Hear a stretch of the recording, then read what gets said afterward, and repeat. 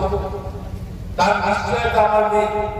CPM party কিন্তু দেখা মানুষ আস্তে আস্তে সরে যেতে থাকে এবং 2011 সালে পরিবর্তন ঘটে গেল বাংলার। আপনারা পশ্চিমবঙ্গে মমতা বন্দ্যোপাধ্যায়কে দায়িত্ব দিলেন।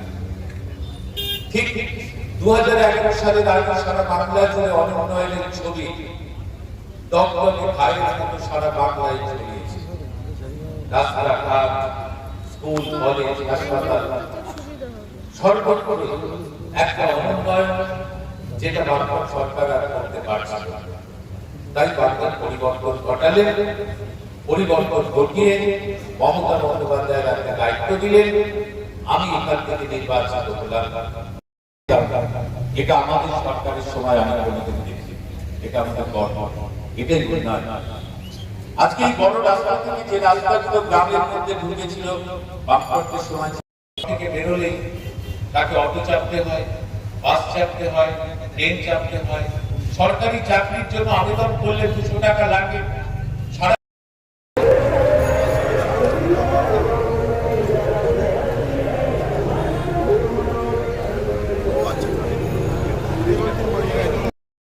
একশো 51টি সিটে ভোট হয়ে গেছে, যেখানে 89% প্লাস ভোট করেছে।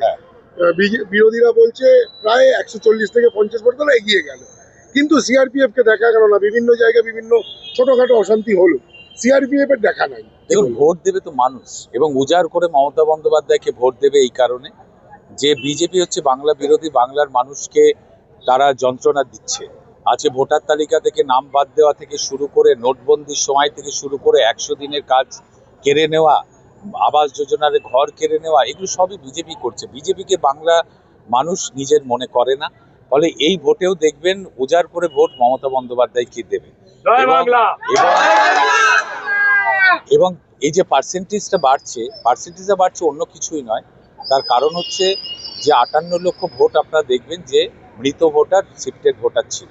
এই ভোটারটা তো ভোট দিত না আগে, এটা কিন্তু টোটাল ভোটারটাকে এটা বাড়িয়ে রেখেছে।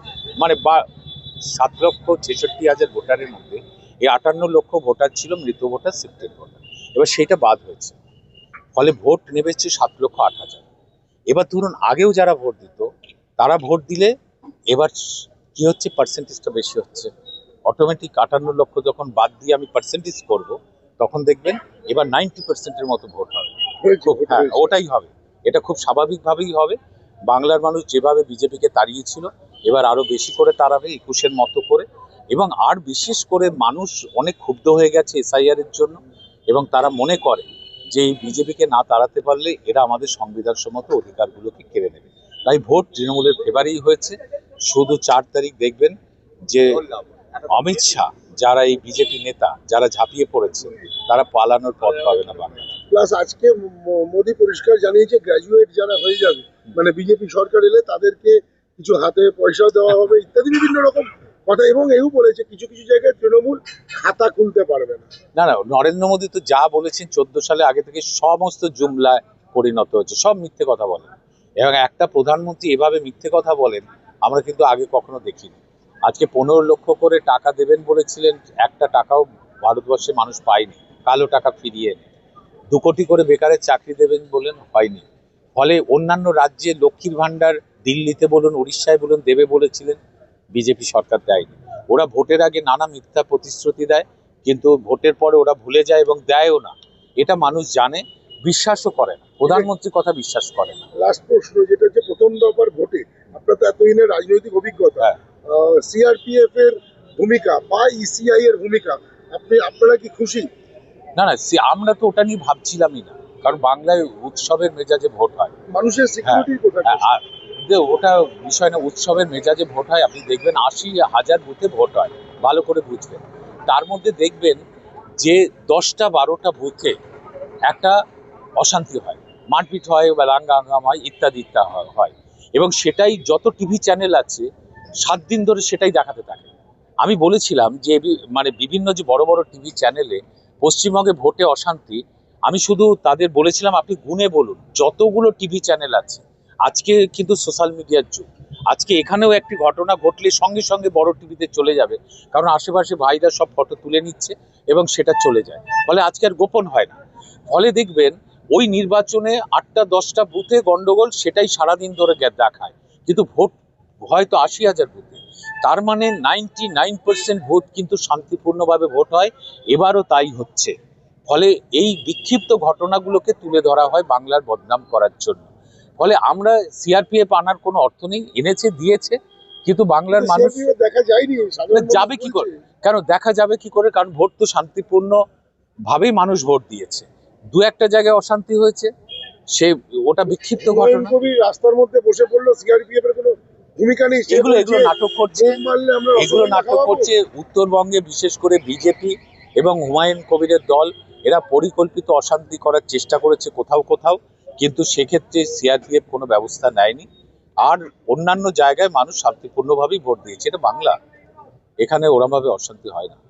আগামী 29 তারিখের জন্য আপনার বাংলার ভোটারের জন্য, আপনার বিধানসভার ভোটারদের জন্য কি বার্তা থাকবে? একটা হচ্ছে বিজেপির এই চক্রান্ত বিরুদ্ধে, বাংলা বিরোধী এই বিজেপিকে হাঁটানোর জন্য এবং মমতা বন্দ্যোপাধ্যায়ের যে উন্নয়নের যে ধারা চলছে সেই ধারা বজায় রাখার জন্য তৃণমূল কংগ্রেস প্রার্থীর পাশে দাঁড়াবেন, মমতা বন্দ্যোপাধ্যায়ের হাত শক্ত করবেন, কারণ বাংলা বিরোধী বিজেপিকে আমরা বাংলা থেকে তাড়াতে চাই। উন্নয়ন নিয়ে মানে ভোটের একটা প্রচার তো হয় নিশ্চয়ই। সেখানে গ্রাম পঞ্চায়েতে বা গ্রাম পঞ্চায়েত সভাপতি বা অঞ্চল সভাপতি হিসেবে আপনি কিভাবে দেখছেন, কোন কোন উন্নয়নকে দিয়ে আজকে আপনারা স্নেহাশিস চক্রবর্তী ভোটের জন্য মঞ্চে নিয়ে যাচ্ছেন? আপনার প্রশ্নটা ঠিকই আছে। প্রশ্নটা শুধু স্নেহাশিস বাবু একা নন বা জাঙ্গিপাড়ার বিধায়ক স্নেহাশিস চক্রবর্তী একা নন। মা মাটি মানুষের সরকার সারা বাংলায় উন্নয়ন করেছেন। গ্রাম থেকে গ্রামের ভিতরে প্রত্যন্ত গ্রামে পৌঁছে গেছে সেই উন্নয়নের ধারা। গ্রামের প্রতিটা মানুষ আজকে সুরক্ষিত, তারা লক্ষ্মীর ভাণ্ডার পান যেমন, পাশাপাশি আমরা শিক্ষার ক্ষেত্রে বিভিন্ন রকমের স্কলারশিপ দিচ্ছি। একটি বাচ্চা থেকে শুরু করে মাধ্যমিক পর্যন্ত বিনা পয়সায় বই পাওয়া, বিনা পয়সায় খাদ্য, তার জুতো জামা, নানাভাবে উন্নয়ন গ্রামের প্রান্তিক মানুষের একেবারে দুয়ারে পৌঁছে গেছে।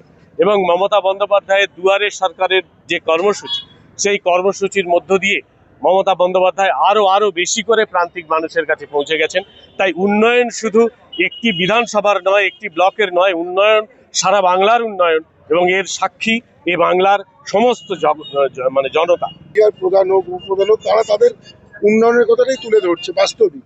কিন্তু সবসময় যেমন শেষবাবু বা অন্যান্য এমএলএরাও বলেন যে যতবার জিতবো ততবার নতুন কিছু করব। আপনি প্রধান হিসেবে আগামী দিন যদি ভোটে যেতেন বা যদি সরকার নতুন করে আসে, তাহলে কি ভাবনা চিন্তা গ্রামের মানুষের কাছে রাখছেন? প্রথম কথা, এটা তো কোনো প্রশ্নই নয়। যদি আসে, 217টা সিট ছিল, এখানে 260টার ওপর সিট আমাদের নিয়ে আমাদের সরকার গঠন হবে।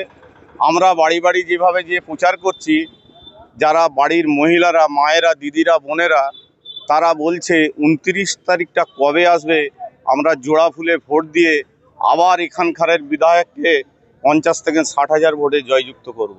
কেন এই যে বিজেপি এই যে এসআইআর নিয়ে যেভাবে মানুষকে লাইনে দাঁড় করিয়েছে, যেভাবে মানুষকে মানে প্রেশানে রেখেছে, বহুত মানুষ স্টক হয়ে মারা গেছে টেনশানে, তাদের নাম বাদ গেছে।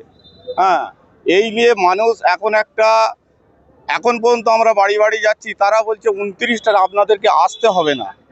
আমরা বুঝে গেছি এই বিজেপি সরকার 100 দিনের কাজ বলুন, আবাস যোজনা, ঘরের টাকা বলুন, এই সব টাকা সব বন্ধ করে দিয়েছে। যেটুকুন দিচ্ছে দিদের নিজের তহবিল থেকে, এই ধরুন পদশ্রী রাস্তা, বাংলা আবাস যোজনা, লক্ষ্মী ভাণ্ডার, যুব সাথী, সব দিদির এ থেকে দিচ্ছে। তো সেন্ট্রাল গভর্নমেন্ট কিছু দেয়নি।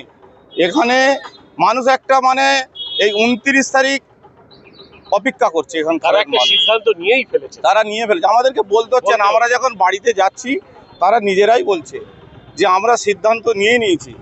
তাদের হয়তো কোনো বাড়ির তাদের হাজব্যান্ড হয়তো বিজেপি করছে, তারা বলছে সে করতে পারে, আমরা কিন্তু এই দিদির কাছ থেকে 1,500 টাকা 1700 টাকা করে পাচ্ছি, আমরা কিন্তু তার কথা শুনবো না, আমরা দিদিকেই ভোট দেবো, আবার যাতে আমাদের 2,000 2,500 করে এটা হয়।